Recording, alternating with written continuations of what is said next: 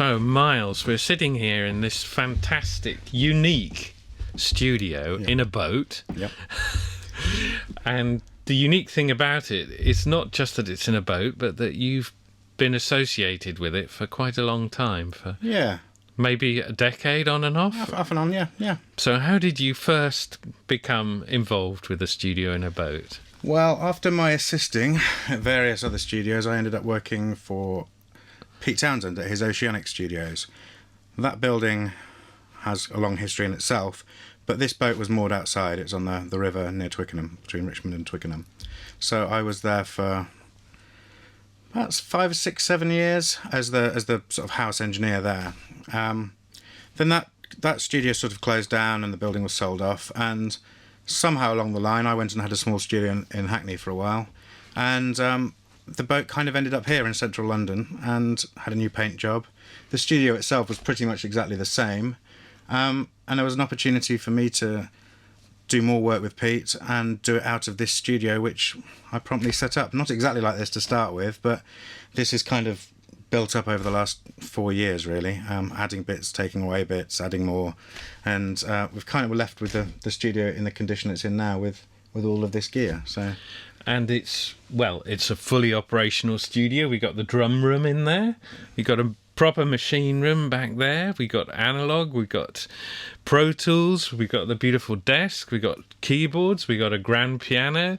Is it a commercial studio? It is a commercial studio now. It's been private for, not completely private, but over its 40-year period. I believe it was designed by Keith Slaughter, who did, lots of Air stuff and loads of kind of 80s studios. I think some of the Matrix studios and stuff like that. And so it's a proper studio. It's late 70s, 76, 77 is when it kind of got converted. So it's kind of got that history, but it was always more of a private studio for Pete Townshend. And it's been hired out to various people to use as their own production places. I know that Ian Brodie had it in the 90s for a while. I know that various other people worked in the 80s in sort of some of the Stiff Records guys, Nick Lowe and people like that. The Jake Riviera guys, they did some stuff in here. But throughout as long as I've known it, it was sort of moored outside the old studio where I worked. And Bob Pridden, who was a long-term Who sort of sound guy, he had a studio on here, so I'd go down and help him with things every so often and hang out with him. But in the last 4 years, we've sort of converted it into much more of a real thing. It's a proper recording studio again now. For a while, it was just like a mix suite with 5.1, and all of the gear that we've got around us is kind of ready for operation, really. Yeah, and I guess it's difficult to have a commercial studio in the sense that I might have known one back in the 80s nowadays. Yep. I mean, they do still exist. There's a place for them. Mm-hmm. But, did your experience of working at places like the Strong Room, did that inform how you've designed this for your clients? Well, aside from my current age now, I think I was pretty lucky to be starting assisting in a traditional point. Some people would say it was very unlucky, but somewhere like the Strong Room, which is where I did the bulk of my assisting, they were kind of one of the first studios to have a Pro Tools rig as standard rather than having to hire it in. At that point, lots of other studios just still had 2 studio machines or Atari machines or whatever, and Pro Tools was some magic thing that they'd get in from FX or Dream Hire. Pro Tools, Strong Room was one of the first studios to actually have that installed. So I'd come from a cue-based programming musical kind of background, so I was kind of au fait with that, with the computer side of it. But what I learnt at Strong Room, there was still, it was a pretty wacky place, but there was still an element of tradition. The assistant was the assistant, and there was a maintenance department, and that, and it was still, as it still does, it was operating very much on as you say, the sort of the system that worked through the late 70s, 80s, 90s. There was still a lot of that there. That's kind of what I tried to take when I went on to become sort of the engineer at Pete's studio. We tried to have an element of, that there was an element of tradition. Pete obviously had worked through that period. So a studio is a studio. It's a professional place to work. And so consequently, now with the studio as it is, that's what I kind of really... I want the studio to be clear, tidy, empty when your next client comes in, not not just the detritus left from the previous session. Yeah, and it's also nice to have the isolation here with the double doors. Double doors, yeah. To a proper, not all in one room with the cables everywhere. Yeah, it's actually funny when I moved onto the barge. There's a load of, you can't see it from here, but there's a load of sort of panels and stuff which were kind of put in after the event. The studio was designed, and then it was there and it was built, and suddenly there's this weird pinging sound. This is sort of coming from what Peter's told me, and all of that had been removed. So when I came, it was exactly the same. I was like, this weird kind of ping. And Pete said, somewhere there are panels. There are panels. And we managed to find them in a warehouse somewhere. They just screwed straight back in. And it's sort of the dispersion and stuff just automatically happened as if it was like the magic. So it's kind of proper late 70s sound. It's great. Fantastic. Which is, you can feel it just with the conversation. Your voice doesn't sort of stop here. Yeah. And it's not echoing around. It's that you can imagine it's a sort of right jazz quartet, or so, even though we're in a boat, you can say, well, bring the double bass in. Absolutely. And in fact, although you talked about tradition in studios and the sort of apprenticeship thing, you're a musician yourself originally, aren't you? Of sorts, yeah. I mean, I started well, it sounded like that when you were playing the piano. Okay. I mean, come on. Yeah, I play. But my enthusiasm came from having piano lessons. I started off on one of those home keyboards with single-fingered chords, playing I Should Be So Lucky and things like that, hits of the time. And then I kind of it was suggested that I did proper piano lessons, but my left hand was always a bit rubbish because I'd been used to doing the chords. But then my piano teacher had kind of had been a kind of I think he was at the Royal Academy at the same time as Elton John or something, and that was the story. So he had a little studio upstairs. So he did a promise. He did a thing with me, and he said, if you do 2 proper classical piano lessons in a row, for the third one we'll go up to the studio, and I can teach you how to use Cubase. And he had a PPG machine. He had loads of really, in a village in Shropshire. Wow. Yeah. So he kind of helped me with that, and that's what enthused me to crack on. And yeah, so I went into programming quite quickly, but from a musician point of view, the engineering side of it kind of sort of happened by accident, really. But you went on from there to where? Because I was in Shropshire, there wasn't a great deal of option if I wanted to do studio stuff. London felt like a big thing to do when I was 19, so I went to Liverpool. I went to a place called Lipper, which is lots of people know about nowadays. I went there in 96 to 99. So you must have been one of the very first. Yeah, it was the second year through. Yeah. It was good. It was, like I say, going from a kind of rural place to Liverpool was a great stopgap before coming here. In terms of the education side of it, at that point in time, there was Salford, there was the Tom Meister course, there was a couple of others. Mm-hmm. Lipper was a new thing. The guy that set it up had dealings with the Brit School, which was just before, which is that was the fame aspect of it. I was obviously interested in the nerdy stuff and the gear and the studios. So it was good. The course that was being taught, I thought, obviously in hindsight, now I'm kind of have done this for quite a long time. In hindsight, the technicalities of what we were being taught were really good. The course leader was fantastic, a guy called John Thornton. He was brilliant. But I think what has happened since then, perhaps, is I was able to go out of there, and I went in thinking I'm still probably going to have to clean some toilets and make some cables, which is ultimately what happened. At the time, there was the beginning of this notion of people going into those kind of places, coming out going, I'm a producer. And, now just the term producer, people I know who have done really great stuff are almost embarrassed to say I'm a producer or even I'm an engineer, because it's had this sort of association with it's just such a huge claim now, because there's so many people going in and coming out saying I'm producer engineer, and it's kind of the way that the industry's gone, and the recording side of the industry has gone, is it's a bit weird. You've got lots of people going into these educational establishments. I don't know whether we should be talking about this too much, but no, it's an interesting take on the whole thing, because you've expressed something I haven't heard before, which is that now there's this huge pool of talent making records in a way that wasn't possible before in Yeah. the 70s or in the 80s. yeah, They just wouldn't have been recorded. Absolutely. But maybe you've hit on something there, because you've worked with some artists.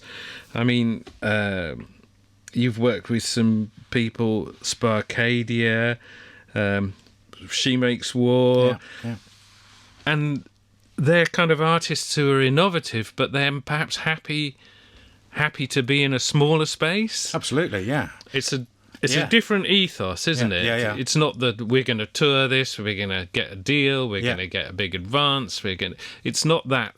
Yeah, I mean, especially merry-go-round. with Laura, with She Makes War, that's one of my favourite things that I've worked on, simply because the first time MySpace, remember that? We kind of hooked up from MySpace. I saw some demos of hers, and I was like, this is cool. I've got this empty studio, don't really know, look, just contact a few people, try and get some work in, which is what everybody kind of has to do. Just want to have my studio in Hackney, which was a tiny space comparatively. And we got chatting, and we did a couple of tracks just kind of for fun, just to see how it went. And she just sort of came back and said, let's do an album. We did it in 2 weeks. And she had all the songs written. She had a pretty clear idea about what she wanted to do. And she paid me, and this is all the stuff which is really important, and within her means, and obviously did a good deal and what have you, but we managed to come out after 2 weeks, probably did a couple of extra days just to finish it off, but with a good solid album for her, which was I hope she was really pleased with, and it's sort of allowed her to move on and then come back, and we did the second one together. She just did another one, I think, but it was actually an earlier desk than this, similar, Pro Tools rig, and just a slightly different setup to this. This is probably a bit more overblown, but it was a really simple, basic studio. But yeah, I think what she did was she wanted to have somebody to, to help her from a professional point of view, because there's so much you can do on a laptop, Logic and Pro Tools now, and Reason, and everything that you can do on a laptop. You still sort of need, I think, a third party. You still need someone like me, or even if they don't get overly involved in the music, even if they could, they might not say anything, but just to go, okay, let's make it sound like a record, not like, You're talking about being a producer, I think. suppose so, yeah. Yeah. So don't be afraid to call yourself. But you know what I mean, Yes. So and a lot of that's kind of lost. It's the working with somebody, the whole term of being a producer. Somebody says I'm a producer. It's there, headphones on, and it's. So what if it's been besmirched or watered down over the years? I'm not being a snob about that, but what I mean is the traditional term, and some of the guys we were just talking about then, you sort of Glyn Johns and Trevor Horn, and the people who were like, their huge skill was the working with the musician. Yeah. It's not to say the musicians didn't have technical skills. Pete Townshend, for example, is an excellent studio person. A very innovative studio person in himself. But I'm sure, working with Glyn Johns brought something massive to that. Well, obviously. Well, you've mentioned Pete, so Yeah. You were responsible for recording The Who's first album in 43 years? Is that how long it was? Yes, I think so. No, it can't be 43. 23 years. 23 years, possibly. But actually, what happened with that is it was Endless Wire, which was 2006-ish. Yeah.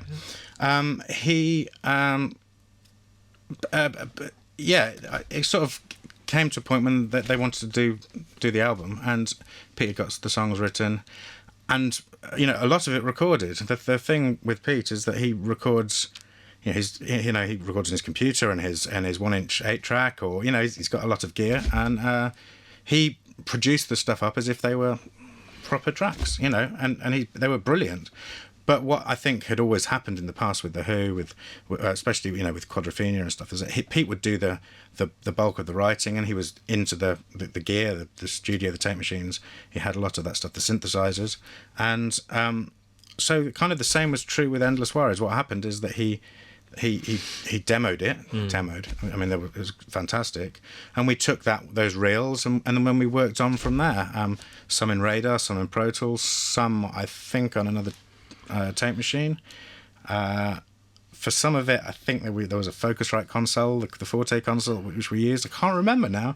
There was a Duality involved as well, and yeah, it was a really great thing to be working on. Well, for such a mix of kit, though, that you've mentioned, when all of us production pros, when we all listened to that album, well, the one thing that impressed me about it was that the sort of sound quality of it, that had been a part of the Who's sound, it was still there. So, I mean, did you find that a challenge? Because, for example, for somebody from your generation, the kick drum is like way back in the mix, you know, and the cymbals are much louder than in comparison to the snare, and the reverb is a lot rounder, and the panning is a lot more extreme, out to the corners. The bass is even off to one side on one track. It's like the bass, you know.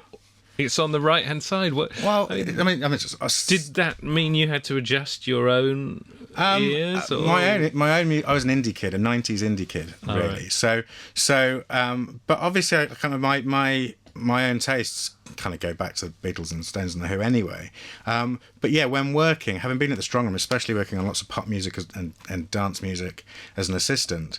Suddenly to be thrown into actually a world that I love, the kind of retro, but you know, God, that sounds awful, but you know what I mean, the kind of 60s, 70s sounds. And the fact is, as I say, Pete bought this 1-inch tape, and it's just like, fuck, you know? Yeah. Like when you heard it through the grapevine, when you hear that multi-track that everybody's probably got, and you go 0, 0, 0, 0, left, right, left. It's the record, isn't it? That's it, you know, on 8 tracks. Amazing. What reverb did you use? Because that was a particularly sympathetic choice, was it? Well, blimey, there was a plate. There was a real EMT plate. Oh, real there, yeah. But now you're asking. Lexicon 960 for some of it. Possibly probably not a 224. Definitely a 960, 480. But I think for the real plate, and actually, I don't know whether the UAD plate would have been out by then. You know, the plug-in one. Did you EQ the returns or something? Because it's such a... Yeah, almost certainly would have brought it out of the desk. Yeah. Yeah. And probably... In fact, we mixed quite a lot of it in the box by the end. You know, it's kind of one of those situations, which I still do a lot now, I do all the time, is I kind of, a lot of the time, I can do the mix on the desk, but something like this, you've got... You know, you've obviously got a direct out on each channel, and it's only 24 channels. So what I'll often do is kind of work on something, work on the basis of this is what it's going to sound like. I know it's going to be drums, bass, guitars, synths, da-da-da-da, the usual thing. But you kind of work on the basis of, I can't make that kick drum too much because it's this kind of sound. So I'm not going to, go overboard. And it's the same with all the instruments. And what I often do is by the time we get it across our 24-ish tracks, kind of work on it a bit more to get it closer, and then I know you're adding transformers and stuff into it, but that's kind of cool. And then just spit that back out, 24 tracks, and that's your new multi-track. And if you're really brave, you can go delete, take it off the hard drive, and because this is where we're at. And then you can go, okay, let's slim it down a bit more and maybe group the drums down a bit, But you're making decisions. Making decisions. We were talking about that, and I think that.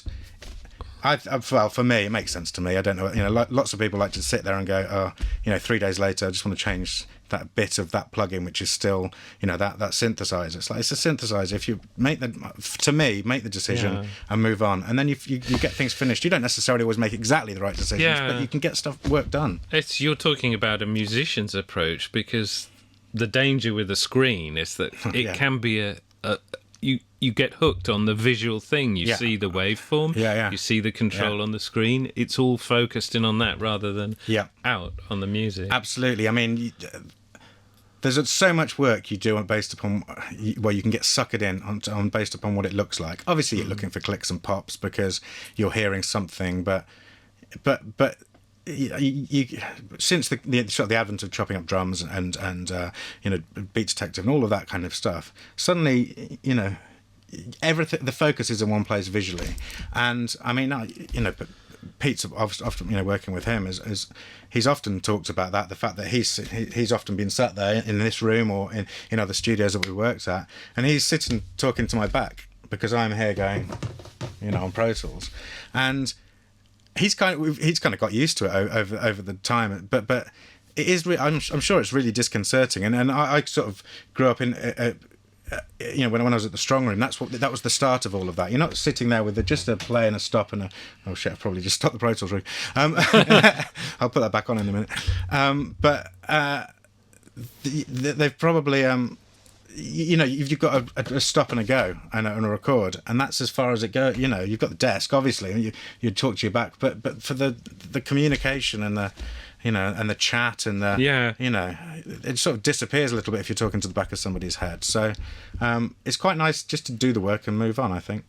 You were also involved through your work with The Who with two really important projects, I guess. The Quadrophenia, the deluxe edition, deluxe edition, and also an orchestral. Recently, that was last year. Well, actually, it spanned a couple of years. Rachel Fuller, which is Pete's partner, is a very talented arranger, orchestrator, I think is the technical term, and I don't know whether anybody else could have done it, but.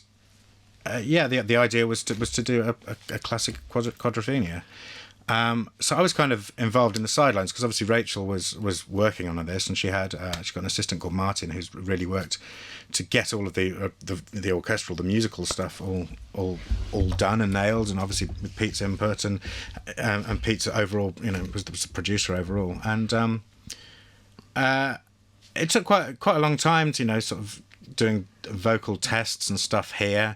That started off with what Pete calls a synthestration with obviously there's with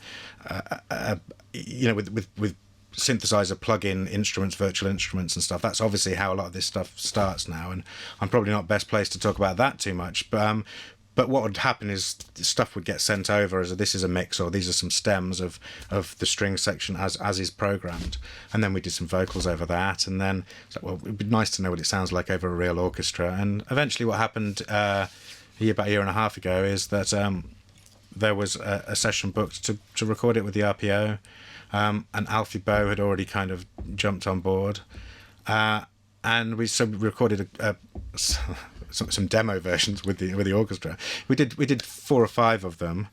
As a kind of a tester to see how it was going to go, which kind of expensive way of doing it, but it was obviously going to work, and as it was out and released, and they did an Albert Hall show last summer, and it was recorded at Air. I didn't do the recording. So Simon Rhodes, don't know whether Simon. He recorded that, and. There was a kind of, how are we going to mix it? Are we going to mix it back at Air? Are we going to mix it at Abbey Road? And it was all in Pro Tools. And I was working out of here every day anyway. And it's just like, well, why don't you have a go at it? So, which is a small, for a 96 channel thing to fit into 24. But actually using some of the processes we've just talked about, it's like, well, that's a lot. Just to, once upon a time it was a Decca tree and that was it. So let's see what we can, and we did have the option to go back, but there was some firm decisions made, I think, as we were going through, and it worked really well. The vocals were done at one of Pete's other studios. I think Phil Daniels did his vocal here. I think Alfie might have done a little bit here. Pete did his at his, so we did it. We got it all together, mixed it here. Mastered it at Metropolis, and I'm really pleased with it. I'm really, really pleased with that. Yeah. Well, it has, it introduced, I'm sure, a whole new range of people to the music, and some of the songs like "Love Reign Over Me" or something, which on the original might, you would think, oh, was that on the original? Yeah. I can't remember that one. They took on a new life. Yeah. But it's interesting because you've worked for so long with Pete. Yeah. Does it come to a sort of situation where you're both, although he is the author of the works, they stand apart from him, and you're both, like, when you're working with him, it's like you're the curators of this big work that... Well, I don't know. I don't know about that. I mean, Pete's... A lot of these projects are all, that I've worked on. Is essentially one of my main things with Pete is it's a responsibility. It's a responsibility, and rising to the challenge of basically being his extra ears, because his ears have been damaged over the years, obviously from the amount of gigging and various incidents. Yeah, and that's not how it started 12 years ago, because I was Guy had just finished assisting. I'd done a few engineering jobs, and but as time progressed and as I was working as the engineer in his studio, I think he began to realize that he could trust my ears, and actually as a result of sort of spending time there, I think my sonic ideas and, I'd listened to music up until that point, but actually I think honing what sounds good, where there are problems, if, I think as a listener, because I was kind of put in the position where Pete Townshend is saying, what do you think? I need to know your opinion. I think automatically I've gone, fuck, I better really know this. And and so, and there's obviously loads of mastering guys out there and loads of other people that we can turn to as well to for approval on things and what have you. But it's a responsibility. But I think anyway that hopefully that Pete and I have a similar idea about what sounds good, basically. Yeah. And you're talking from a musical point of view as well, because I guess in the 60s and 70s, people listened to music in a slightly different way. They didn't, they didn't expect to hear such separation. No, from a production point of view, absolutely, yeah. And I suppose when sometimes even now you'll work with a musician who just turns up and goes, jigga, jigga, jigga, doesn't really give a shit what it sounds like, but doesn't understand any of it. Most musicians now have Logic or GarageBand or whatever on their computer, so everybody thinks they're a producer, going back to the previous conversation. So you don't often, when you do get, I was working with a band that I had in a couple of weeks ago called Jeeps, and they just wanted to, a bit like Nirvana sounding, they just wanted to play in there, kind of just go and play in there for a bit and let's just see what happens. And although they do some of their own compute, they just completely, there was not even a hint of wanting to be involved in the Pro Tools or the desk or any of the stuff that's kind of in the nicest, it's kind of our domain. Yeah. You do that. Yeah. And that's not the same with all styles of music, but certainly with a rock band, it's like, you do your stuff and do it well, and we'll do this, and hopefully we'll meet in the middle and something will be great. And I'm looking around here, I'm thinking, when you track a band like that, I mean, you've got your 8 channels of Neve mic pre's there. 1066s, 1073s. 4 Focusrites down there. Yeah, Thermionic Culture, Early Bird, the Universal, and the Uray. So we've got 24 pre's-ish, about 24 pre's. So were you using the desk at all? Sometimes. Or did you pull it all through the exotic pre's? And then... I tend to have a bit, because there's kind of a modular way of working. It's just nice. It's not necessarily always. Sometimes it's just a convenience and headspace. If I had those Neves, I'd certainly be using them. Yeah, drums, 5 on drums, bass. Maybe save that for something. Depends on what what's playing simultaneously. But I kind of tend to use some of these. These are great. These are obviously great. These are the mic pre's on this desk are great.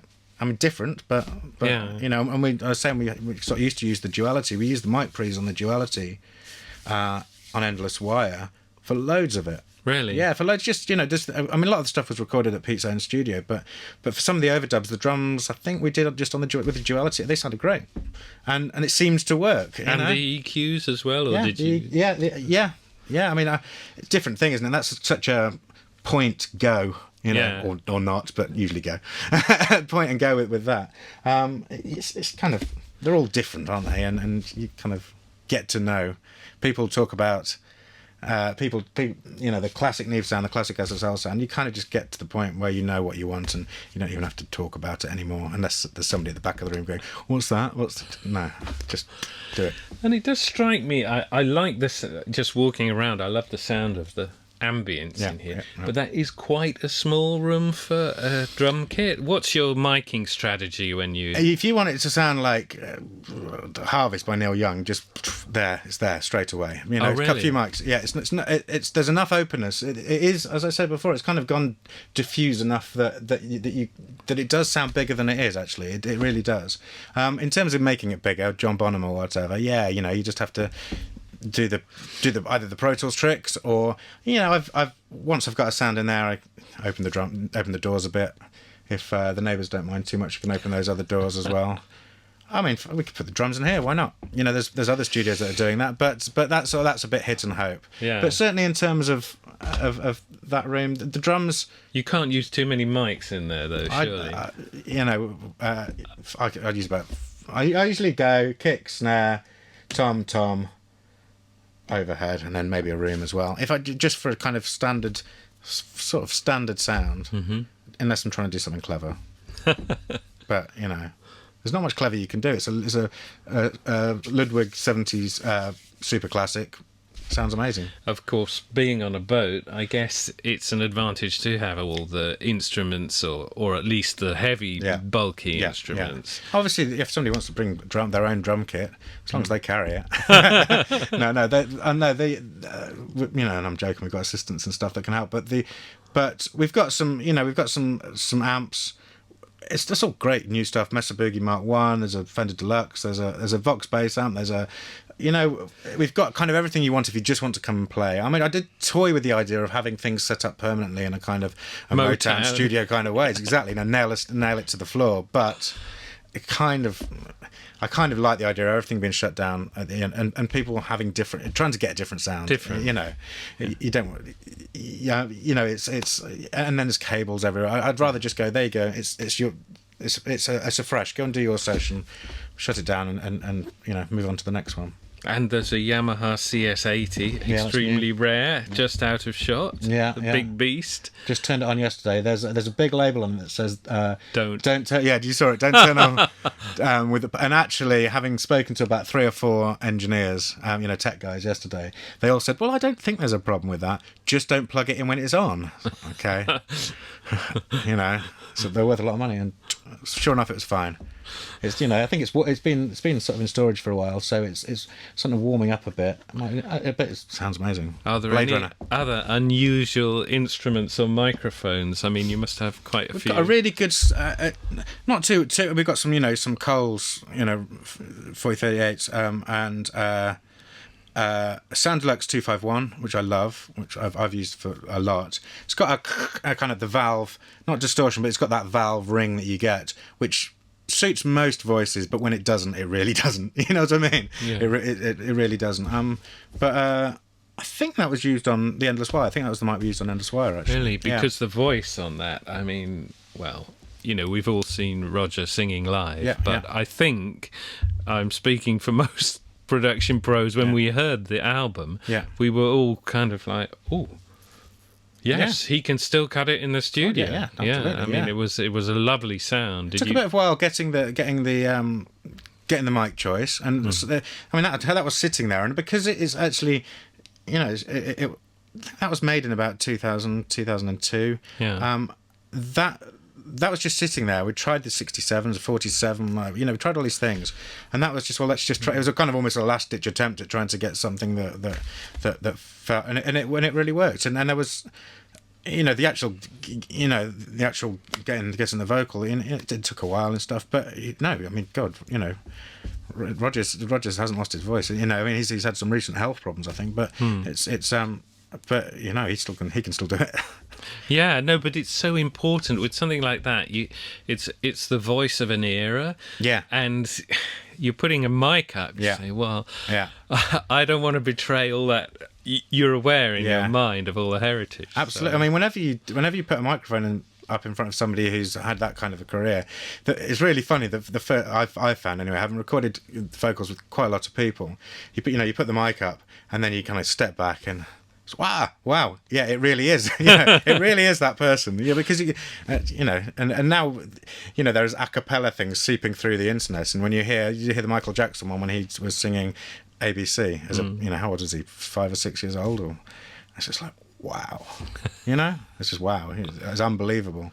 And actually, there's the Under Pressure and the Freddie Mercury and David Bowie, that has been circulating, and you just forget about. Just how good those people were pre-auto-tune, pre-Melodyne, Yes, I can't see any of that here. No, it's none of that. No. You have a pair of vocals, though. Yeah, I like them. Yeah. With all the wood around, that would be the only thing that would be kind of slightly worrying me. Oh, really? I don't know if I was the choice of monitor. I meant, okay. In a place like this, again. Yeah. Was that something that you auditioned a lot of different speakers? Yeah, a few. Prior to that, in my old studio, I had General 1031s, which were soffit mounted actually, because the studio had been used, I think, as a post-production room, and I just happened to have them. It's kind of more by, more forced into that corner than by choice. At the old Oceanic Studios, there was loads of different things floating around. I quite liked there's some PMCs that I liked. I've really settled on these. There's definitely an element of being sold them and trying them, but to start with, and I just, we used them for a while. So I just really, really like them. I don't know whether that's controversial or not, but the passive radiator thing on the top, the fact that they've got two separate cabinets and that you can go into the focus mode, where that is like a bookshelf speaker. You switch it into focus mode with some buttons on the side. I really like them, and these actually make a big difference, I feel. Again, it's the ISO, what are they called? ISO acoustic. They kind of detach it. It's like having the opposite of this, actually. It's kind of like the opposite of having a mic cage.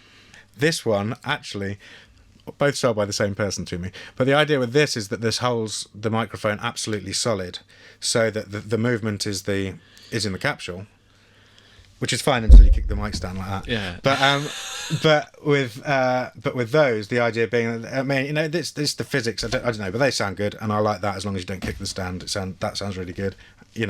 Just little tricks. I mean, have you AB'd a similar mic? Yeah. Yeah. And what's your? We're talking slight, but I definitely think that I should actually be bigging this up, because I really rate this on the basis of, as long as it is stuck solid, and there's not. I mean, this is a slightly bumpy floor, but there's just a little bit extra oomph, a little bit, focus. That's the word. Yeah.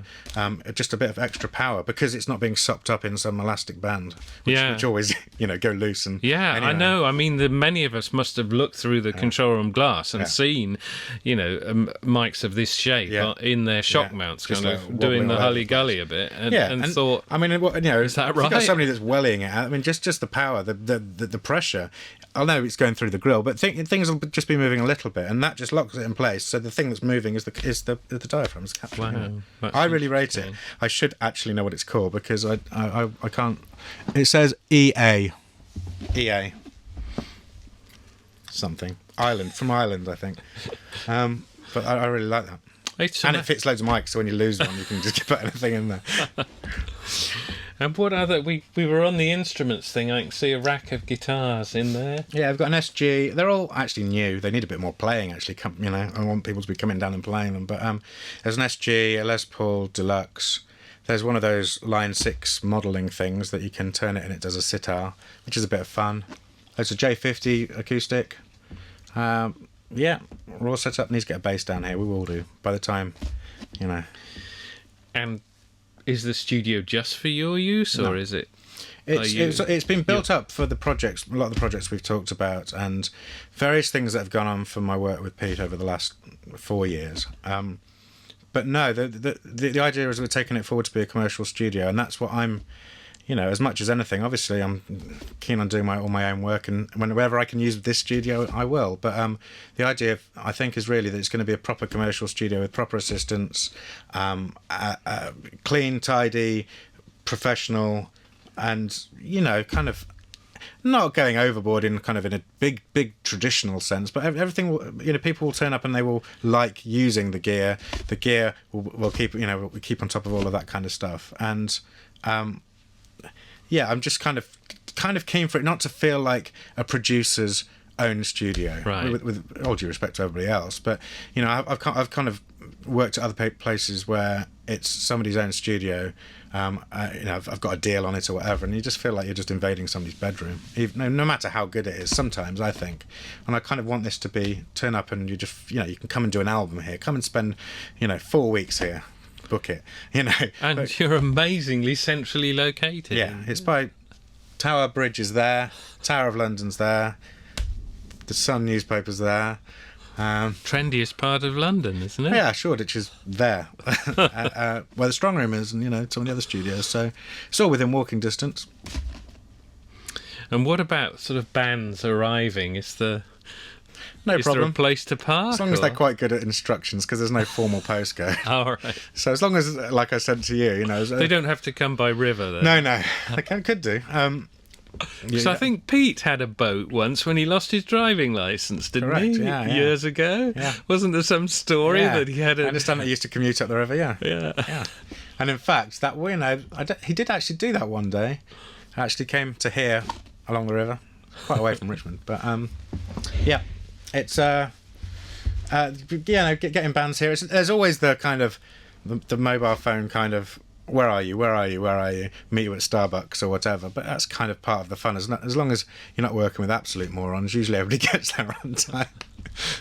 But it's a super place. Great, isn't it? You know what I feel like in here? I used to work in a studio called R.G. Jones, and it was designed by Sandy Brown, and actually I hated it. It had an Eastlake control room, recording bands like Bauhaus and things. It was just not ambient enough. And then one day a session came, I don't know, one of those, when you're a house engineer, a BBC for something, 40 musicians, a percussionist, a drummer, a guy with a nose flute. It's for some, TV special. It was for I, Claudius, it was. Right. And I thought, oh, God, hours setting up. Yeah. But when I pushed the faders up, it was like I suddenly understood what Sandy Brown had done, because everything, the bass player in his little bit with the gobo, he was all right.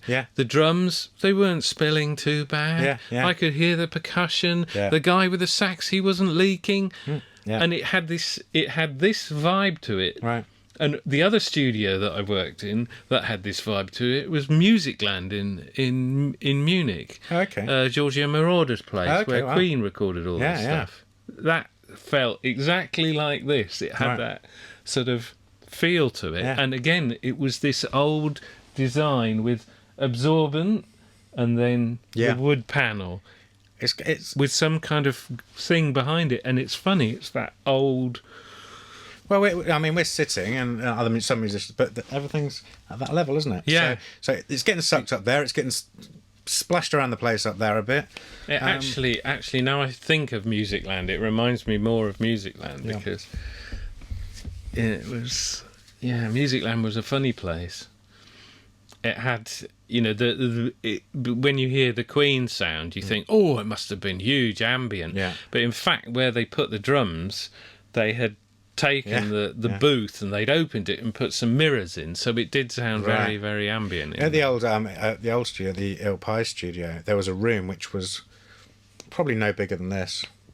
It's probably no bigger than that, and it was just loads of slate tiles that had been added on at some point. Yeah, and you just put it on, it sounds exactly like a, Teardrop Explodes or something like 80s.